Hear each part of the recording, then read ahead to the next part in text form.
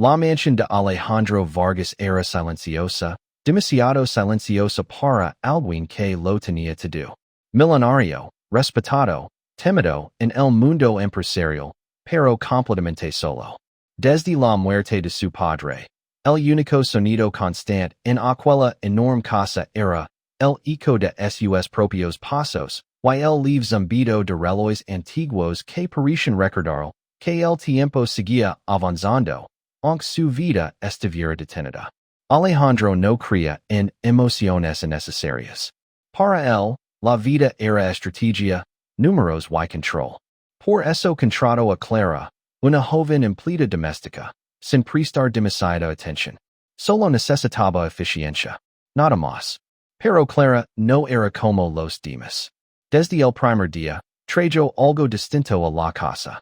No hablaba mucho, pero su presencia cambiaba el ambiente. A veces, mientras limpiaba, tarareaba canciones suaves. A veces sonría sin razón aparente.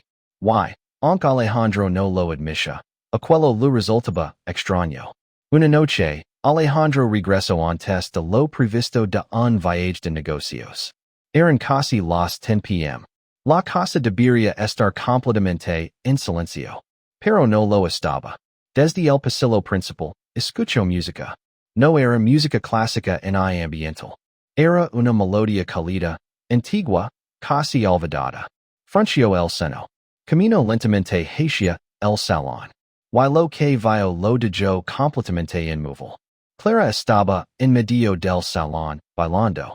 Pero no estaba sola. Frente a ella, en una silla de ruedas, estaba una mujer mayor, su madre. Clara sostenía suavemente sus manos, moviéndolas con delicadeza, como si estuvieran bailando juntas. Giraba despacio, sonría, lo hablaba con tenura. ¿Recuerdas, mamá? Esta era tu canción favorita. Susurró Clara. La mujer apenas podía moverse, pero sus ojos brillaban. Y por un momento parecía feliz. Alejandro sintió algo que no entendía. No era enojo. No era sorpresa.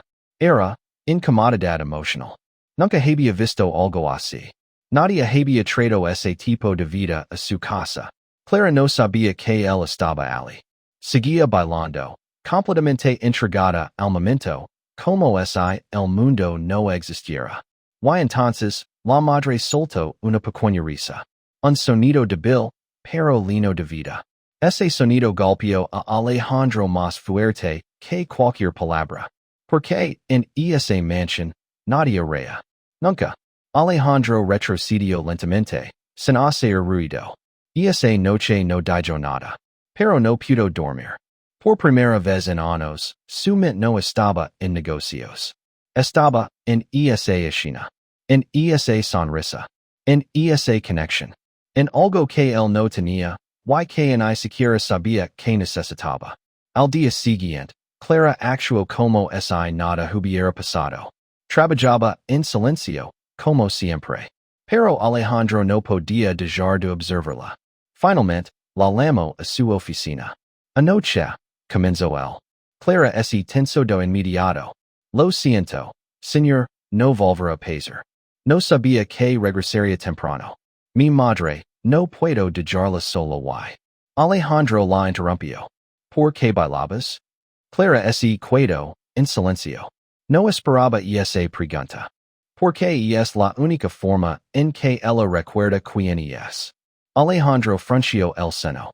¿Qué quieres decir? Clara respiró profundo. Tiene una enfermedad, está perdiendo la memoria. Hay días en que no me reconoce. Pero cuando escucha música, cuando bailamos, vuelve por un momento. El silencio llenó la habitación. Alejandro no supo qué decir. Eso no era algo que pudiera resolver con dinero. O al menos, eso pensaba. No lo volveré a hacer aquí, señor. Lo permito. Alejandro la miró fijamente. Y dijo algo que ni él mismo esperaba. Hazlo otra vez esta noche. Clara levantó la mirada, confundida. Perdón. Quiero verlo otra vez. Y en ese momento, algo cambió. Y esa noche, Alejandro no llegó temprano por accidente. Llegó temprano a propósito. Apago las luces del pasillo, quedándose en la sombra. Y espero exactamente a la misma hora. La música comenzó. Clara entró al salón empujando la silla de ruedas de su madre. No sabía que él estaba mirando. Y una vez más comenzó a bailar. Pero esta vez, Alejandro observó diferente. Notó cada detalle. La forma en que Clara hablaba con dulzura. La manera en que sostenía a su madre como si fuera frágil, pero valiosa. La paciencia infinita en cada movimiento. Y entonces ocurrió algo inesperado. La madre miró a Clara, y dijo claramente. Hija, Clara se congeló. Sus ojos se llenaron de lágrimas. Sí, mamá soy yo. Alejandro sintió un nudo en la garganta. Porque entendió algo en ese instante. Ese momento valía más que todo su dinero. Más que su empresa. Más que su mansión. Más que todo. Al día siguiente, Alejandro tomó una decisión. Mandó llamar a Clara. Ella legó nerviosa. ¿Estoy despedida? Preguntó. Alejandro negó lentamente. No. Quiero ayudar. Clara no entendía. He contactó a los mejores especialistas. Ella lo interrumpió de inmediato. No tengo dinero para eso, señor. Yo sí. Silencio. Pero, ¿por qué haría eso por nosotros? Alejandro dudó por primera vez en mucho tiempo. ¿Por qué me hiciste for algo que olvidé? Clara lo miró fijamente. ¿Qué cosa? Alejandro respiró profundo. Lo que significa amar a alguien sin conditions. Las semanas pasaron. La madre de Clara comenzó un tratamiento. No fue milagroso. Pero mejoró. Pequeños momentos de lucidez, más frecuentes. Más sonrisas. Más hija. Y la casa. Ya no estaba en silencio. Había música. Había risas. Había vida. Una noche, Clara se acercó a Alejandro. ¿Quiere bailar? El casi se rí. No sé bailar. Yo lo enseño. Dudo. Pero acepto. Y por primera vez en años. Alejandro Vargas sonrió de verdad. Meses después. Hizo algo que sorprendió a todos. Abrió una fundación. Para personas con enfermedades neurodegenerativas. Para familias que no podían pagar tratamientos. Para historias como la de Clara. Y de comenzó.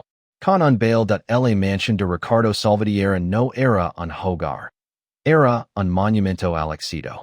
Mármol impecable, ventanales gigantes, obras de arte que valían más que la vida de muchas personas. Todo era perfecto, excepto el silencio. Un silencio frío. Pesado. Eterno.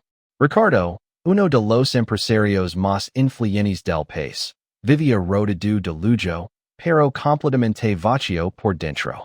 Había aprendido a construir imperios, pero nunca a construir relations. Para él, las emociones eran una debilidad, y el cariño, una distracción. Por eso, cuando Clara llegó a trabajar como empleada doméstica, apenas notó su presencia. Una chica sencilla, calada, eficiente, nada más. O eso pensaba. Con el paso de los días, algo empezó a cambiar en la casa. No era algo visible, era algo que es esencia. A veces, una melodía suave recorría los pasillos. A veces, un aroma cálido llenaba el aire. A veces, el silencio no era tan pesado. Pero Ricardo nunca prestó atención. Hasta aquella noche. Había regresado antes de lo previsto de un viaje. Eran casi las 10. La casa debería estar completamente apagada. Pero no lo estaba. Había luz en el salón principal. Y música. Una música antigua, delicada, casi como un susurro del pasado. Ricardo frunció el ceño molesto. Caminó con paso firme, dispuesto a reclamar. Pero al llegar, se detuvo en seco. Clara estaba en medio del salón, bailando, pero no estaba sola. Frente a ella, en una silla de ruedas, había una mujer mayor. Su madre. Clara sostenía sus manos con una ternura infinita, moviéndolas con cuidado, como si cada gesto fuera un tesoro. Giraba lentamente, sonriendo, hablando con una dulzura que Ricardo jamás había escuchado. Vamos, mamá, como antes, susurraba. La mujer apenas podía moverse. Su cuerpo estaba rígido, frágil. Pero sus ojos brillaban. Y de pronto, sonrió. Una sonrisa pequeña, pero real. Y luego una risa. Débil, pero llena de vida. Ese sonido atravesó a Ricardo como un golpe invisible. Porque en esa casa, nadie reía. Nunca. Ricardo sintió algo extraño en el pecho. Algo incómodo. Algo que no podía controlar ni entender. Se quedó allí, observando en silencio. Clara no sabía que él estaba mirando. Seguía bailando, completamente entregada, como si ese momento fuera lo único que importaba en el mundo.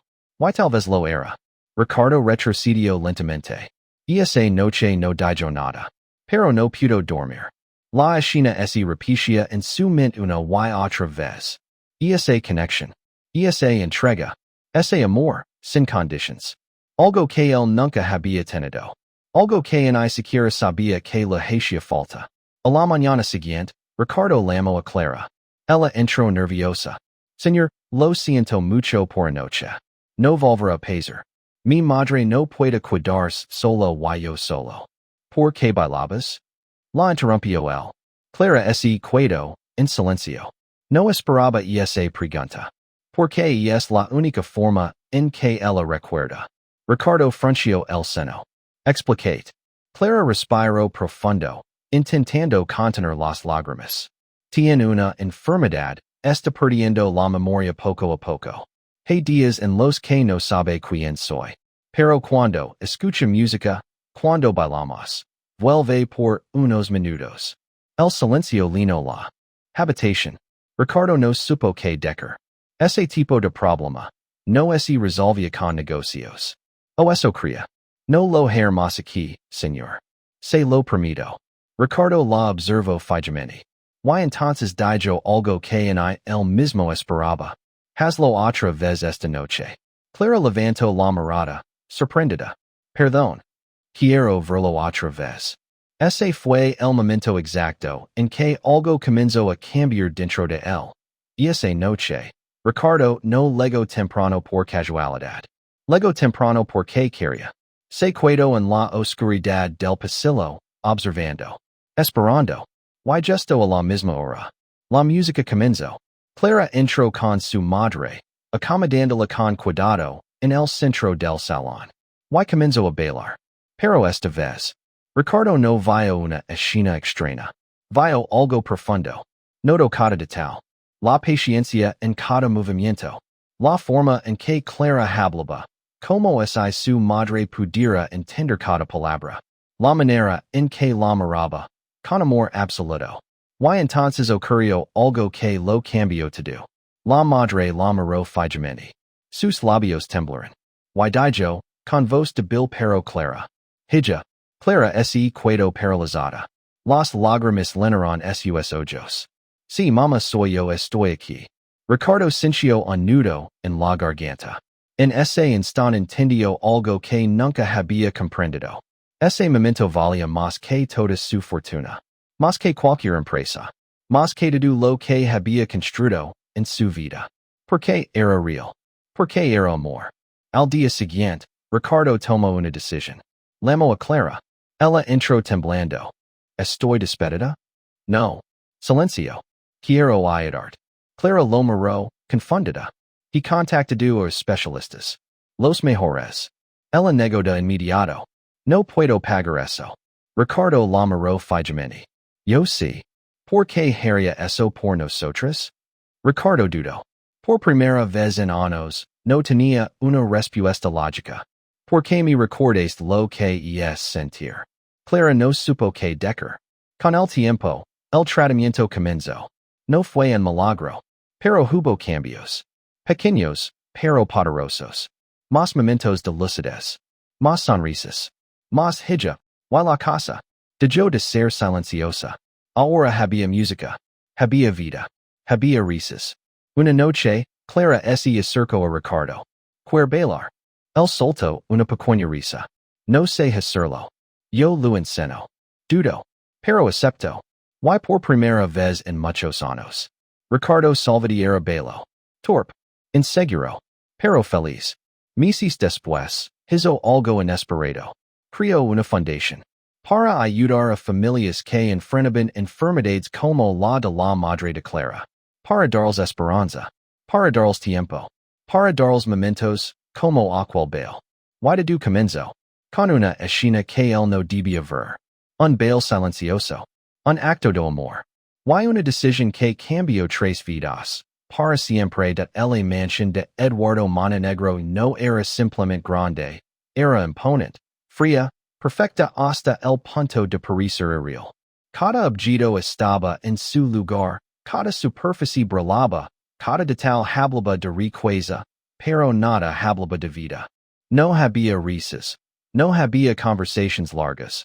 No había recuerdos cálidos flotando en el aire. Solo silencio. Un silencio que, con el paso de los años, ese había vuelto parte de él. Eduardo no siempre fue así. Hubo un tiempo en el que creía en las personas, en el esfuerzo compartido, en los sueños construidos junto a alguien más. Pero el éxito lo enseñó otra cosa.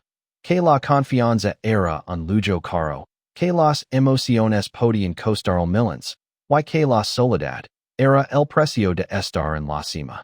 Y él lo había aceptado. Por eso, cuando Clara llegó a trabajar como empleada doméstica, no le prestó atención. Era efficient, punctual, discreta. Exactamente lo que necesitaba. Nada más. Pero lo que Eduardo no sabía era que Clara traía consigo algo que esa casa había perdido hace mucho tiempo. Vida. No era algo evidente. Era sutil. Una melodía baja mientras limpiaba. Una ventana abierta que dejaba entrar aire fresco. Una pequeña planta que apareció en la cocina. Detalles insignificants, pero que poco a poco rompían el peso del silencio. Eduardo lo notaba, pero lo ignoraba. Hasta aquella noche.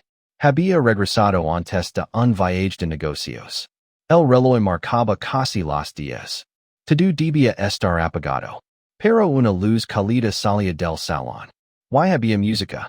No era música moderna ni sofisticada. Era una canción antigua, suave, casi nostálgica, como si perteneciera a otro tiempo. Eduardo frunció el seno. Camino con paso firme, listo para reclamar. Pero al llegar al salón se detuvo. El mundo, por un instante, dejó de moverse. Clara estaba en el centro del salón, bailando, pero no sola. Frente a ella, en una silla de ruedas, estaba una mujer mayor. Su madre. Clara sostenía sus manos con una delicadeza absoluta, moviéndolas al ritmo de la música, como si estuviera guiando una danza invisible. Giraba despacio, sonría, susurraba palabras líneas de cariño. Así, mamá, como antes, ¿recuerdas? Decía suavemente. La mujer apenas podía moverse. Su cuerpo estaba débil, limitado, pero sus ojos tenían algo diferente. Brillaban. Y entonces, ocurrió algo pequeño, pero poderoso. La mujer sonrió. No fue una sonrisa perfecta. Fue temblorosa, frágil, pero real. Y después, soltó una risa suave. Ese sonido rompió algo dentro de Eduardo. Porque en esa casa, nadie reía. Nunca. Eduardo sintió un nudo en el pecho. Algo incómodo, algo desconocido. No sabía cómo reaccionar. No sabía qué estaba viendo exactamente, pero sabía que era importante. Se quedó allí, en silencio, observando. Clara no sabía que él estaba presente. Seguía bailando, completamente entregada, como si ese momento fuera lo único que importaba en el mundo. Y tal vez lo era. Eduardo retrocedió sin hacer ruido. Esa noche no dijo nada, pero no pudo dormir. Por primera vez en mucho tiempo, su mente no estaba ocupada con contratos, inversions o estrategias. Estaba atrapada en una escena simple, pero profundamente humana. Una hija, intentando que su madre no olvide quién es. Una lucha contra el tiempo. Un acto de amor. Algo que él nunca había vivido. A la mañana siguiente, Eduardo llamó a Clara a su oficina. Ella entró nerviosa, con las manos ligeramente temblorosas. Señor, lo siento mucho por lo de anoche. No volverá a pasar. Mi madre no puede cuidarse solo y yo solo. ¿Por qué bailabas? Interrumpió Eduardo. Clara se quedó en silencio. Esa no era la reacción que esperaba. Porque es la única forma en que ella recuerda, respondió finalmente. Eduardo la miró fijamente. Explicate. Clara respiró profundo. Como si estuviera reuniendo valor. Tiene una enfermedad. Está perdiendo la memoria poco a poco. Hay días en los que no sabe quién soy. Pero cuando escucha música, cuando bailamos, vuelve por unos minutos. Me reconoce. Me la mejilla. El silencio llenó la habitación. Eduardo no tenía una respuesta preparada para eso. No era un problema que pudiera resolver con autoridad. Y con dinero, o eso pensaba. No lo haré más aquí, señor. Se lo permito, añadió Clara. Eduardo la observó durante unos segundos. Y entonces dijo algo inesperado. Hazlo otra vez esta noche. Clara levantó la mirada, confundida. Perdón. Quiero verlo otra vez. En ese momento, algo comenzó a cambiar dentro de él. Algo que lavaba anos dormido. Y esa noche, Eduardo no llegó temprano por casualidad. Llegó temprano porque quería estar allí. Se quedó en la penumbra del pasillo, observando el salón desde la distancia. Esperando. Y entonces, la música comenzó. Clara entró con su madre, acomodándola con cuidado. Y empezó a bailar. Pero esta vez, Eduardo no vio algo extraño. Vio algo valioso. Notó cada detalle. La paciencia infinita, la tenura en cada gesto, la forma en que Clara hablaba como si su madre pudiera entender cada palabra, como si on estuviera completamente allí. Y entonces sucedió. La mujer levantó la mirada. Fijó sus ojos en Clara. Y dijo, con voz débil pero clara. Hija. Clara se congeló. Sus ojos se llenaron de lágrimas. Sí, mamá soy yo. Eduardo sintió un nudo en la garganta. En ese instante entendió algo que nunca había comprendido. Ese momento valía más que todo su dinero. Más que su empresa. Más que su vida entera. Porque era real. Porque era amor.